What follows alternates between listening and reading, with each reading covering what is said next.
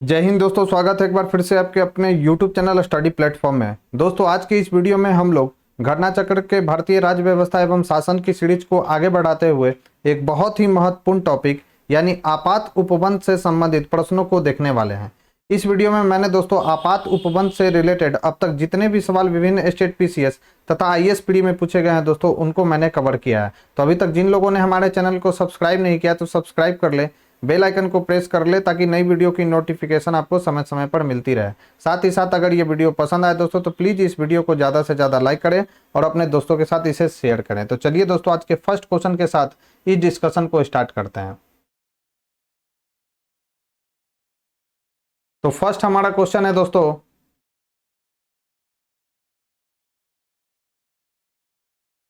आपको बताना है कि भारतीय संविधान के अंतर्गत कितने प्रकार के आपातकाल की सोच है। तो दोस्तों, आपको ध्यान में रखना है कि भारतीय संविधान के अंतर्गत कितने प्रकार के आपातकाल का प्रावधान किया गया है दोस्तों। तो 3 प्रकार के आपातकाल का प्रावधान किया गया है। और कौन कौन से आर्टिकल के तहत दोस्तों, तो वो आर्टिकल भी याद रखना है। आर्टिकल है 352 और कौन सा है दोस्तों, एक आर्टिकल है हमारा 356 जिसे हम लोग राष्ट्रपति शासन के भी नाम से जानते हैं दोस्तों। और कौन सा आर्टिकल है दोस्तों, तो आर्टिकल 360। ये तीनों के तीनों जो है दोस्तों आर्टिकल काफी ज्यादा महत्वपूर्ण है, जिसे आपको ध्यान में रखना है। अब इस क्वेश्चन से रिलेटेड कौन कौन से महत्वपूर्ण फैक्ट्स हमारे एग्जाम के लिए महत्वपूर्ण है दोस्तों, वो भी डिस्कस कर लेते हैं। तो दोस्तों, आपको ध्यान में रखना है कि भारतीय संविधान के तहत 3 प्रकार के आपातकालीन प्रावधान सन्निहित है। पहला है दोस्तों अनुच्छेद 352 के तहत राष्ट्रीय आपातकाल। दूसरा है दोस्तों अनुच्छेद 356 के तहत राज्यों में संवैधानिक तंत्र की विफलता पर राष्ट्रपति शासन। और तीसरा है दोस्तों अनुच्छेद 360 के तहत वित्तीय आपातकाल। और ये सभी के सभी महत्वपूर्ण फैक्ट्स है दोस्तों, जिसे आपको ध्यान में रखना है।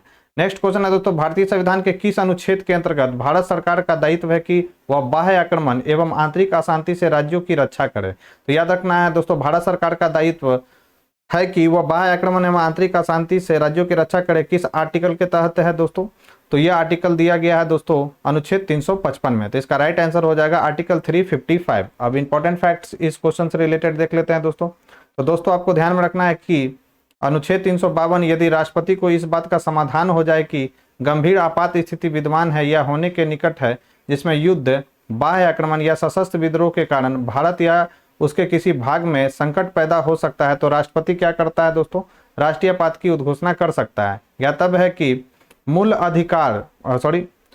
संविधान के अनुच्छेद 352 के आंतरिक अशांति के स्थान पर जो है दोस्तों, किसका प्रयोग स्थान पर 44वें संशोधन अधिनियम कब किया गया था दोस्तों, तो 1978 से सशस्त्र विद्रोह प्रतिस्थापित किया गया है।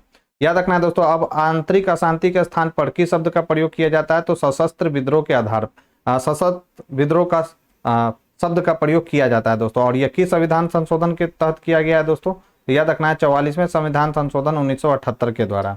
नेक्स्ट है हमारा दोस्तों इंपॉर्टेंट आर्टिकल अनुच्छेद 355। तो दोस्तों, आपको ध्यान में रखना है कि संघ का यह कर्तव्य है कि बाह्य आक्रमण और आंतरिक अशांति से प्रत्येक राज्य की रक्षा करे और प्रत्येक राज्य की सरकार का संविधान के उपबंधों के आधार पर चलाया जाना सुनिश्चित करे। अनुच्छेद 356 जिसे हम लोग राष्ट्रपति शासन के भी नाम से जानते हैं दोस्तों, यदि राष्ट्रपति का किसी राज्य के राज्यपाल से प्रतिवेदन मिलने पर या अन्यथा यह समाधान हो जाता है कि ऐसी स्थिति उत्पन्न हो गई है जिससे उस राज्य का शासन इस संविधान के उपबंधों के अनुसार नहीं चलाया जा सकता है, तो राष्ट्रपति क्या कर सकता है दोस्तों, इस अनुच्छेद का प्रयोग कर उस राज्य में राष्ट्रपति शासन लगा सकता है दोस्तों। अनुच्छेद 360 किससे संबंधित है दोस्तों, तो यदि राष्ट्रपति को यह समाधान हो जाए कि ऐसी स्थिति पैदा हो गई है जिससे भारत या उसके किसी भाग का वित्तीय अस्थायित्व संकट में है, तो वह वित्तीय आपात की घोषणा कर सकता है दोस्तों। बढ़ते हैं अपने नेक्स्ट क्वेश्चन की ओर दोस्तों। हमारा नेक्स्ट क्वेश्चन है कि संघ का यह कर्तव्य होगा कि वह बाह्य आक्रमण तथा आंतरिक गड़बड़ी से प्रत्येक राज्य की रक्षा करे। ऐसा प्रावधान भारतीय संविधान के निम्न अनुच्छेदों में से किस एक में है, तो ऐसा प्रोविजन किस अनुच्छेद में है दोस्तों, तो वह है आर्टिकल 355 यानी अनुच्छेद 355 में ऐसा प्रोविजन किया गया है दोस्तों।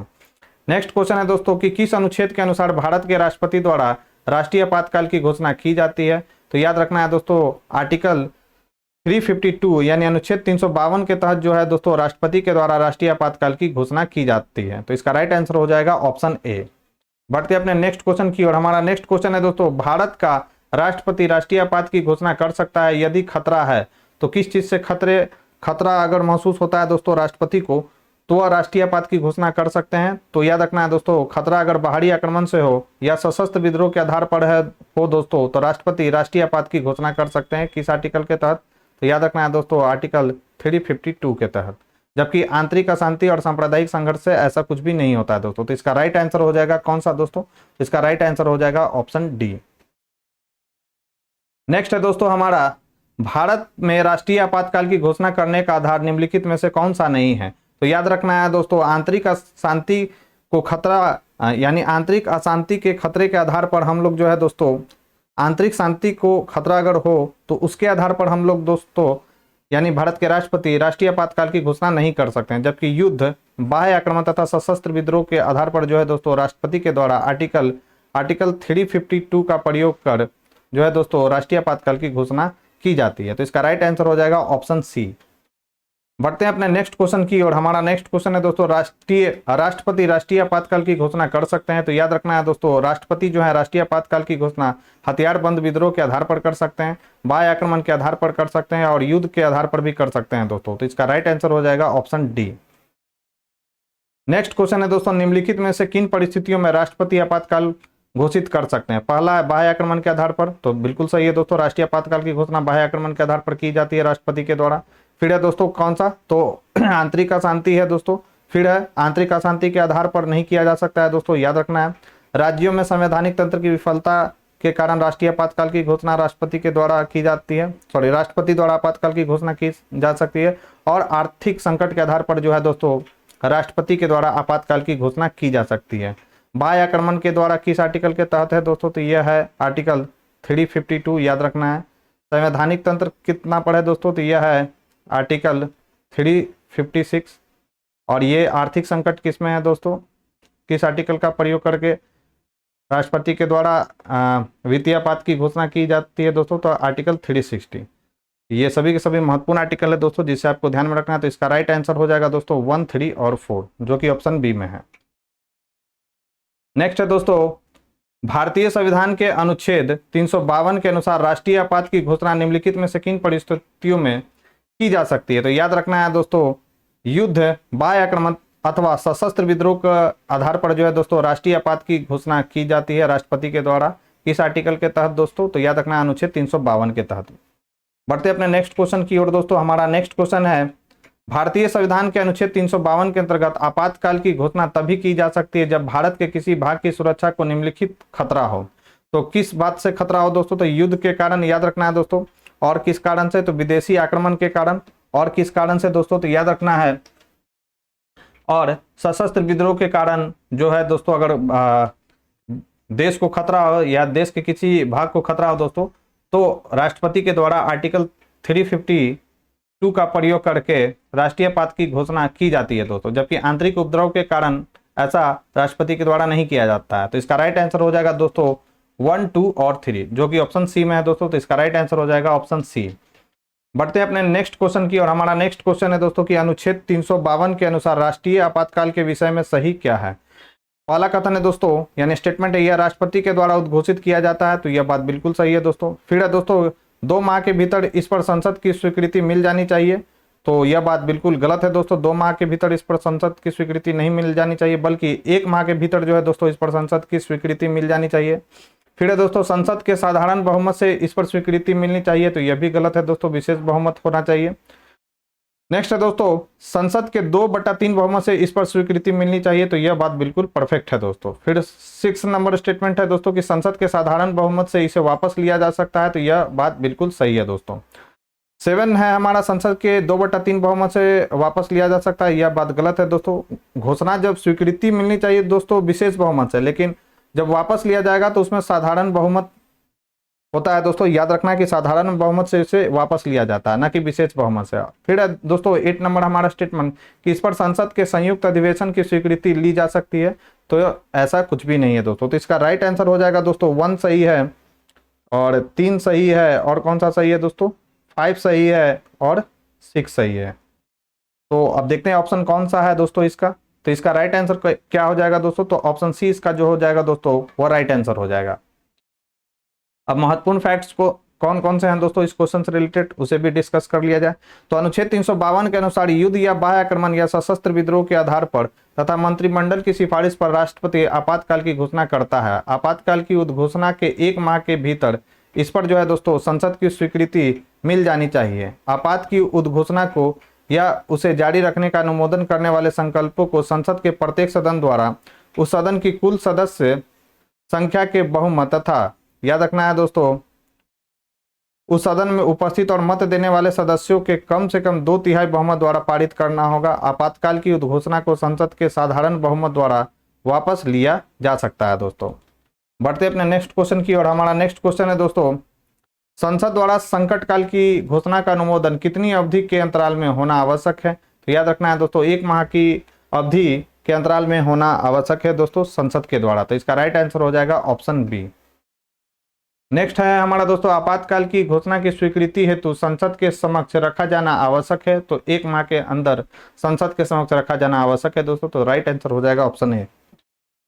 नेक्स्ट है दोस्तों हमारा, संघ एवं राज्यों के बीच करों के विभाजन संबंधी प्रावधानों को क्या होता है दोस्तों। तो याद रखना है, संघ एवं राज्यों के बीच करों के विभाजन संबंधी प्रावधानों को राष्ट्रीय आपात के समय निलंबित किया जा सकता है दोस्तों। और यह VVI सवाल है दोस्तों जिसे आप लोग ध्यान में रखेंगे। तो राइट आंसर हो जाएगा ऑप्शन बी। अब इंपॉर्टेंट फैक्ट्स क्या है दोस्तों, तो संघ एवं राज्यों के बीच करों के विभाजन संबंधी अनुच्छेद 368 से अनुच्छेद 379 तक के प्रावधानों को राष्ट्रीय आपात की स्थिति में संविधान के अनुच्छेद 354(1) के तहत राष्ट्रपति के आदेश के द्वारा निलंबित या उस आदेश में विनिर्दिष्ट उपांतरणों के अधीन प्रभावी किया जा सकता है दोस्तों।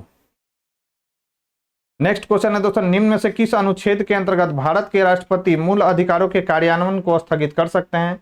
और क्या है दोस्तों, तो अनुच्छेद 20 एवं 21 के अतिरिक्त। तो याद रखना है दोस्तों आर्टिकल 359 के तहत जो है दोस्तों भारत के राष्ट्रपति मूल अधिकारों के कार्यान्वयन को स्थगित कर सकते हैं दोस्तों। किन 2 आर्टिकल को छोड़कर, तो आर्टिकल 20 और आर्टिकल 21 को छोड़कर दोस्तों। तो राइट आंसर हो जाएगा ऑप्शन 20 का दोस्तों।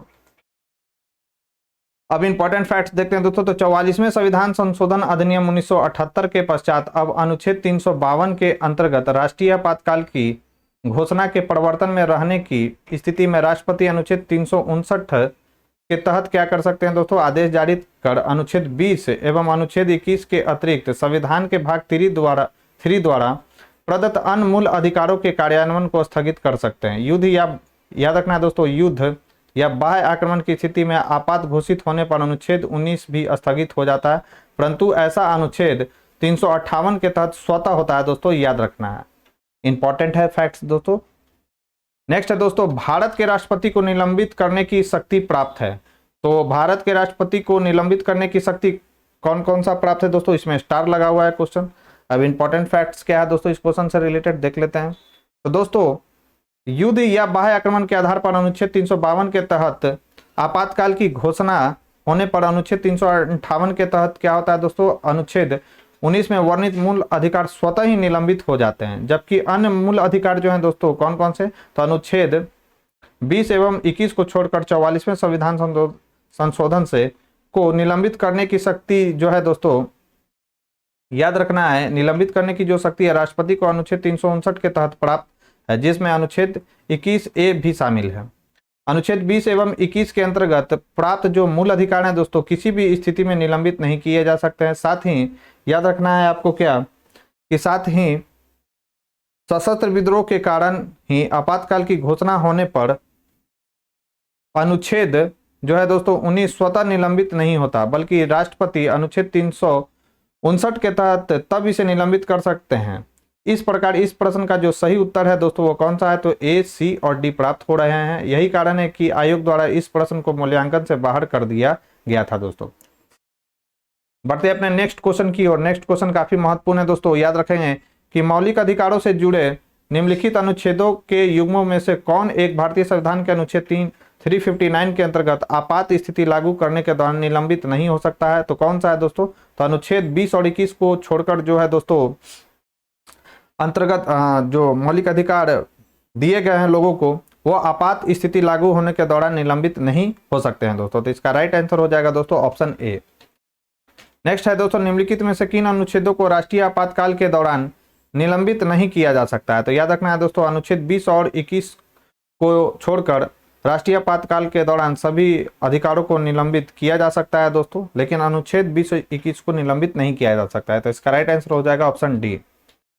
नेक्स्ट है दोस्तों, राष्ट्रीय आपातकाल में लोकसभा की अवधि। तो याद रखना है दोस्तों, राष्ट्रीय आपातकाल में लोकसभा की अवधि जो होती है आपातकाल की समाप्ति तक बढ़ाई जा सकती है, लेकिन एक समय में केवल 1 वर्ष के लिए ही बढ़ाई जा सकती है दोस्तों। और ये मोस्ट वीवीआई सवाल है दोस्तों, जिसे आपको ध्यान में रखना है।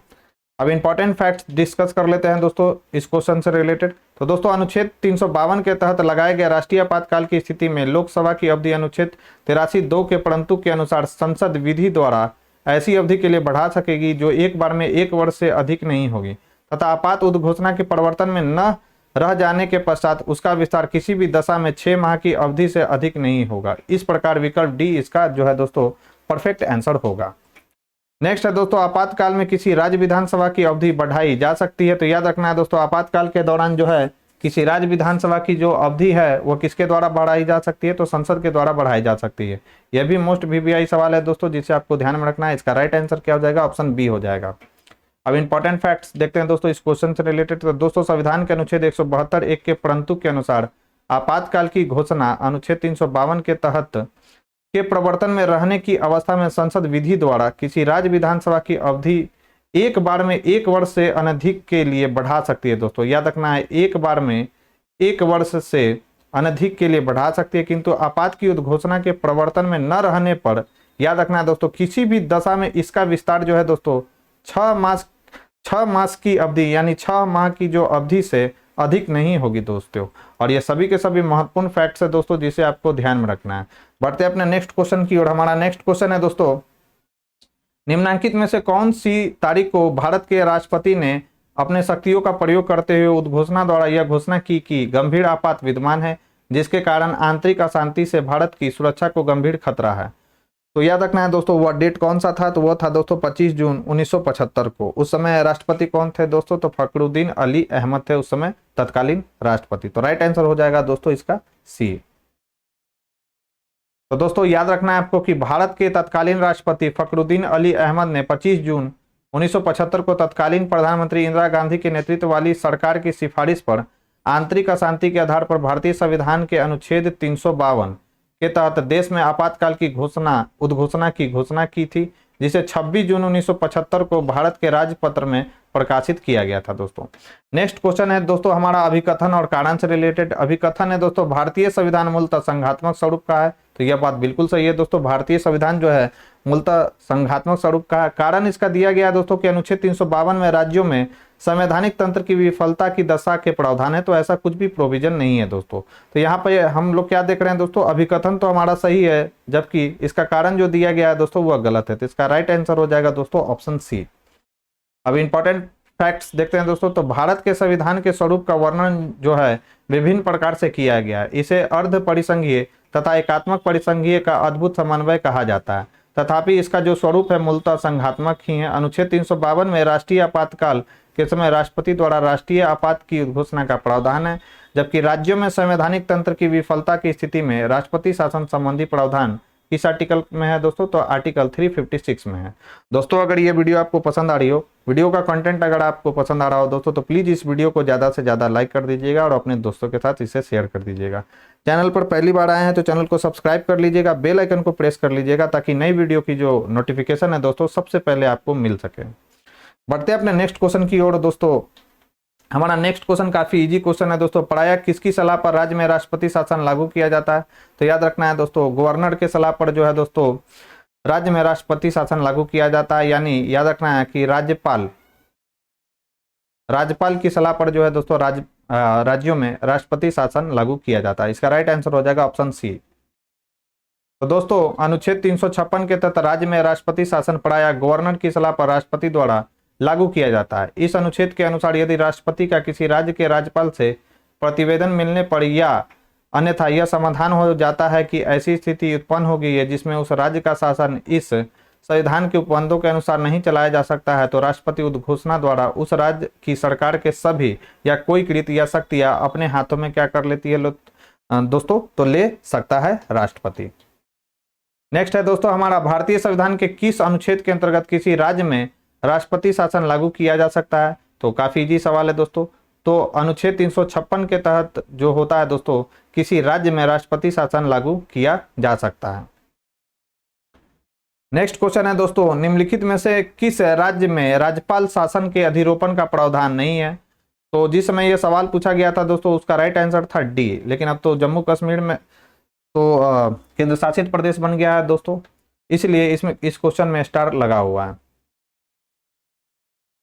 इंपॉर्टेंट फैक्ट्स क्या है? तो याद रखना है दोस्तों आपको कि भारतीय संविधान के अनुच्छेद 356 के तहत राज्यों में संवैधानिक तंत्र की विफलता की स्थिति में राष्ट्रपति द्वारा राष्ट्रपति शासन लगाया जा सकता है, जबकि भारतीय संविधान में जम्मू व कश्मीर की विशेष स्थिति किस आर्टिकल के तहत दिया गया था दोस्तों? तो अनुच्छेद 370 को देखते हुए अनुच्छेद 356 के तहत राष्ट्रपति शासन 1964 में था दोस्तों ये प्रोविजन के अतिरिक्त जम्मू व कश्मीर के संविधान के भाग 6 के अंतर्गत सेक्शन 92 के तहत राज्यों में संवैधानिक तंत्र के विफल हो जाने की स्थिति में राज्यपाल शासन का प्रावधान किया गया था। ज्ञातव्य है कि जम्मू एवं कश्मीर के लिए विशेष प्रावधान एवं पृथक संविधान व्यवस्था अब समाप्त कर दी गई है तथा जम्मू और कश्मीर पुनर्गठन अधिनियम 2019 के तहत अब जम्मू और कश्मीर संघ राज्य क्षेत्र है। प्रश्नानुसार दिए गए विकल्पों में मणिपुर, मिजोरम और मेघालय में राज्यपाल शासन के अधिरोपण का प्रावधान नहीं है। उत्तर प्रदेश लोकसभा आयोग ने अपने उत्तर पत्रक में इस प्रश्न को मूल्यांकन से क्या कर दिया था दोस्तों? तो बाहर कर दिया था।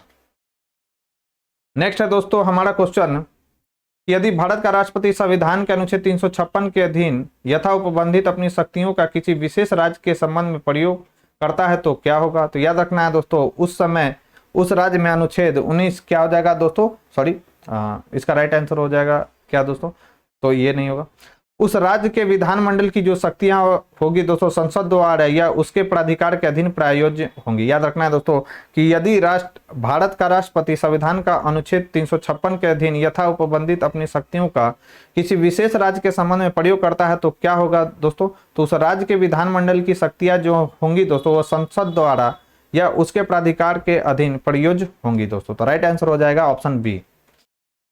अब इंपॉर्टेंट फैक्ट्स क्या है दोस्तों? काफी सारे यहाँ पे इंपॉर्टेंट फैक्ट्स हैं। तो राष्ट्रपति द्वारा संविधान के अनुच्छेद 356 के अधीन यथा उपबंधित अपनी शक्तियों का किसी विशेष राज्य के संबंध में प्रयोग करने का प्रभाव यह रहता है कि पहला क्या है दोस्तों?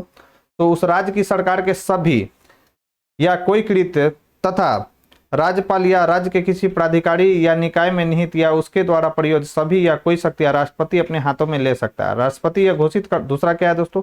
राष्ट्रपति यह घोषित कर सकता है कि राज्य के विधानमंडल की शक्तियां संसद के प्राधिकार के द्वारा या उसके अधीन प्रयोक्तव्य होंगी।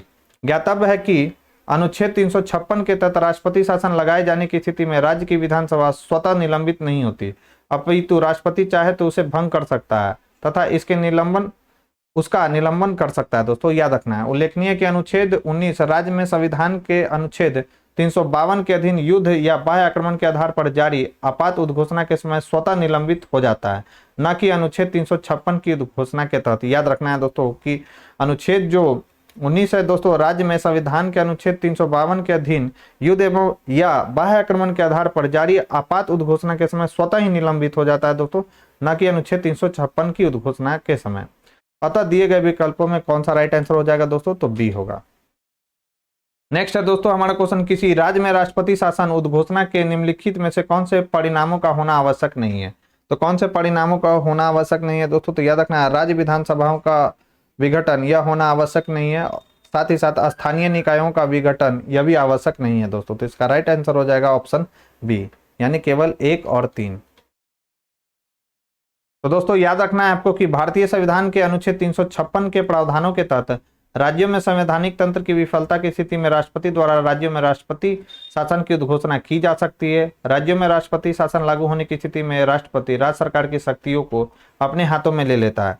वह मुख्यमंत्री के नेतृत्व वाली मंत्रिपरिषद को हटा देता है। राष्ट्रपति के प्रतिनिधि के रूप में राज्यपाल राज्य सचिव की सहायता से राज्य का प्रशासन चलाता है। दोस्तों मोस्ट VVI ये फैक्ट्स है कि राष्ट्रपति के प्रतिनिधित्व के रूप में जो राज्यपाल होता है दोस्तों, वह राज्य सचिव की सहायता से राज्य का प्रशासन चलाता है। इसके अतिरिक्त राष्ट्रपति राज्य विधानसभा को विघटित अथवा निलंबित कर सकता है, हालांकि यह आवश्यक नहीं है, मैंडेटरी नहीं है दोस्तों।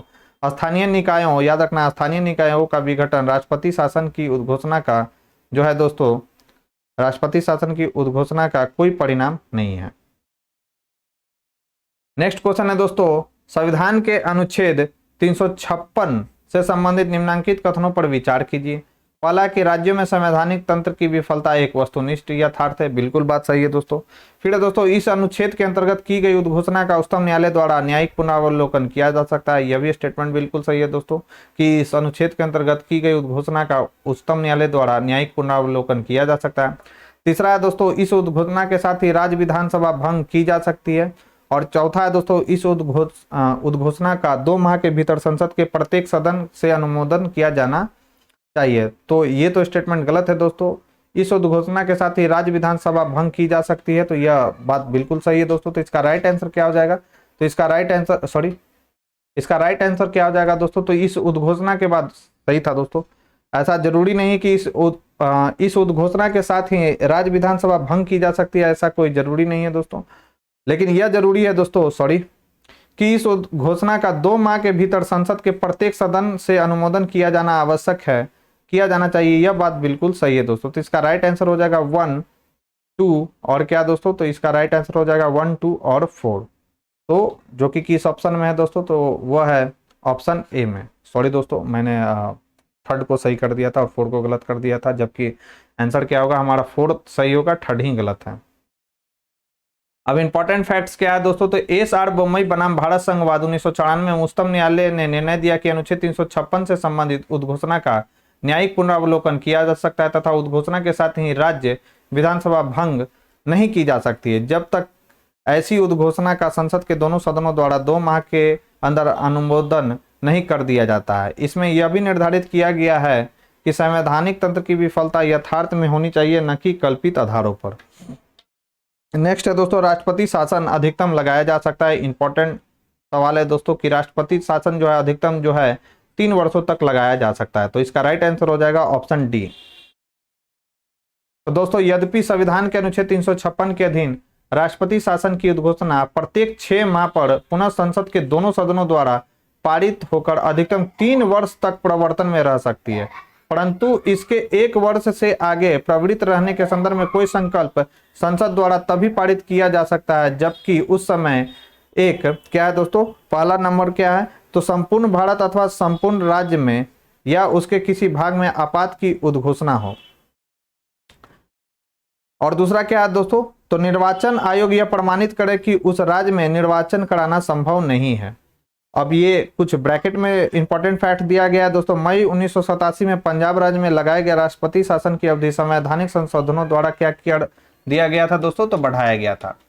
फिर सूची 1 को सूची 2 से मिलान करना है दोस्तों। एक तरफ राज्य दिया गया और दूसरी तरफ 2019 तक उन राज्यों में कितने बार राष्ट्रपति शासन लगाए जा चुके हैं उनके बारे में पूछा जा रहा है। तो दोस्तों, आपको ध्यान में रखना है कि मणिपुर में 2019 तक कितने बार राष्ट्रपति शासन लागू किया जा चुका है। तो याद रखना है दोस्तों, मणिपुर में 2019 तक कुल 10 बार राष्ट्रपति शासन लग चुका है दोस्तों। उत्तर प्रदेश में टोटल 2019 तक कितना लग चुका है? तो 9। बिहार में कितना है दोस्तों? 8 बार लग चुका है 2019 तक। और उड़ीसा में कितना बार लग चुका है दोस्तों 2019 तक? तो 6 बार। सभी के सभी महत्वपूर्ण फैक्ट्स है दोस्तों, जिसे आपको ध्यान में रखना है। नेक्स्ट है दोस्तों, भारतीय संविधान के अनुच्छेद 356 के अंतर्गत राष्ट्रपति शासन सर्वप्रथम कहां लागू किया गया था? तो यह लागू किया गया था दोस्तों पेप्सू में, यानी पंजाब में। राइट आंसर हो जाएगा ऑप्शन सी। तो दोस्तों, भारतीय संविधान के अनुच्छेद 356 के तहत राष्ट्रपति शासन सर्वप्रथम 1951 में तत्कालीन पंजाब में और फिर 1953 में पटियाला एवं ईस्ट पंजाब स्टेट यूनियन यानी पेप्सू राज्य में लागू किया गया था। उल्लेखनीय है कि 1 नवंबर 1956 को हुए राज्य के पुनर्गठन में पेप्सू संघ का पंजाब में विलय कर दिया गया था दोस्तों। नेक्स्ट है दोस्तों, भारत के संविधान के अनुच्छेद 360 के अधीन वित्तीय आपात से संबंधित निम्नलिखित कथनों पर विचार कीजिए। पहला कथन है दोस्तों हमारा, वित्तीय आपात की उद्घोषणा 2 माह की समाप्ति पर प्रवर्तन में नहीं रहेगी यदि उस अवधि की समाप्ति से पहले संसद के दोनों सदनों के संकल्पों द्वारा उसका अनुमोदन नहीं कर दिया जाता है।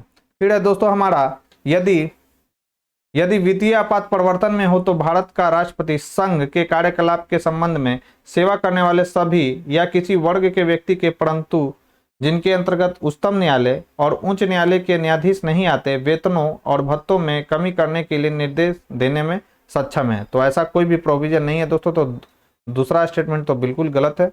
पहला स्टेटमेंट ही सही है दोस्तों, तो इसका राइट आंसर हो जाएगा ऑप्शन ए। अब इंपॉर्टेंट फैक्ट्स क्या है दोस्तों, तो दोस्तों वित्तीय आपातकाल की उद्घोषणा राष्ट्रपति द्वारा अनुच्छेद 360(1) के तहत भारत या उसके राज्य क्षेत्र के किसी भाग के वित्तीय स्थायित्व या संकट के अवसर पर की जाती है। अनुच्छेद 360(2) के उपखंड ग के अनुसार यह उद्घोषणा 2 मास की समाप्ति पर प्रवर्तन में नहीं रहेगी यदि उस अवधि की समाप्ति से पहले संसद के दोनों सदनों द्वारा उसका अनुमोदन नहीं कर दिया जाता है। अतः कथन एक सही है। फिर है दोस्तों हमारा अनुच्छेद 360। तो याद रखना है दोस्तों कि अनुच्छेद जो 360(4) के उपखंड ख के अनुसार वित्तीय आपात के दौरान राष्ट्रपति द्वारा निर्देश जारी कर भारतीय संघ के कार्यकलाप के संबंध में सेवा करने वाले सभी या किसी वर्ग के व्यक्तियों जिसमें उच्चतम न्यायालय एवं उच्च न्यायालय के न्यायाधीश भी शामिल हैं के वेतन और भत्तों में कमी की जा सकती है। अतः कथन 2 सही नहीं है दोस्तों। नेक्स्ट है दोस्तों, निम्नलिखित में से भारतीय संविधान के किस अनुच्छेद का उपयोग अभी तक नहीं किया गया है। तो याद रखना है दोस्तों, अभी तक आर्टिकल 360 का उपयोग अभी तक नहीं किया गया दोस्तों। और आर्टिकल 360 किससे रिलेटेड है दोस्तों, तो वित्तीय आपातकाल से रिलेटेड है दोस्तों। याद रखना है वित्तीय आपातकाल से रिलेटेड है हमारा कौन सा, तो आर्टिकल 360। आर्टिकल 352 किससे है दोस्तों, तो राष्ट्रीय आपातकाल से, सभी को मालूम होगा। तो दोस्तों अनुच्छेद 360 वित्तीय आपात से संबंधित उपबंध है। इस अनुच्छेद का उपयोग अभी तक नहीं किया गया है। इस अनुच्छेद के अनुसार यदि राष्ट्रपति को यह समाधान हो जाए कि ऐसी स्थिति पैदा हो गई है जिससे भारत या उसके किसी भाग का वित्तीय स्थायित्व संकट में है, तो वह वित्तीय आपात की घोषणा कर सकता है।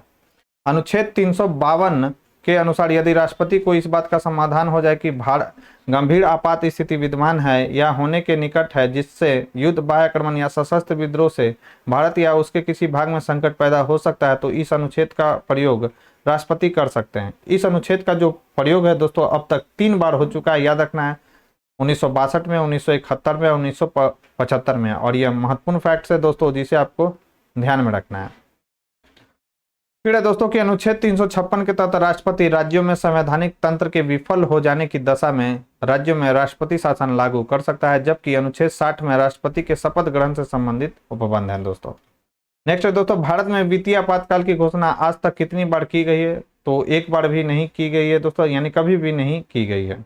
इस आर्टिकल के तहत है दोस्तों, तो आर्टिकल है 360।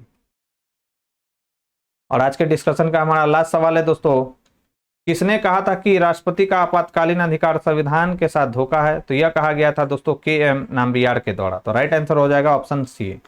तो दोस्तों के.एम. नाम्बियार ने संविधान में उल्लेखित राज्यों में राष्ट्रपति शासन संबंधी प्रावधान का विरोध करते हुए कहा था कि राष्ट्रपति का आपातकालीन अधिकार संविधान के साथ धोखा है। तो दोस्तों ये थी हमारी आज की डिस्कशन। इस डिस्कशन में बस आज इतना ही। यह डिस्कशन आपको कैसा लगा मुझे कमेंट बॉक्स में लिखकर जरूर बताएं। साथ ही साथ अगर ये वीडियो आपको पसंद आई हो दोस्तों तो प्लीज़ इस वीडियो को ज़्यादा से ज़्यादा लाइक करें और अपने दोस्तों के साथ इसको शेयर करें। चैनल पर पहली बार आए हैं तो चैनल को सब्सक्राइब कर ले, बेल आइकन को प्रेस कर ले ताकि नई वीडियो की नोटिफिकेशन आपको समय समय पर मिलती रहे। तो आज के लिए बस इतना ही दोस्तों, मिलते हैं हम अपने नेक्स्ट वीडियो में। नेक्स्ट वीडियो में हम लोग बात करेंगे दोस्तों वित्त आयोग से संबंधित प्रश्नों को। तो आज के लिए बस इतना ही दोस्तों, थैंक यू।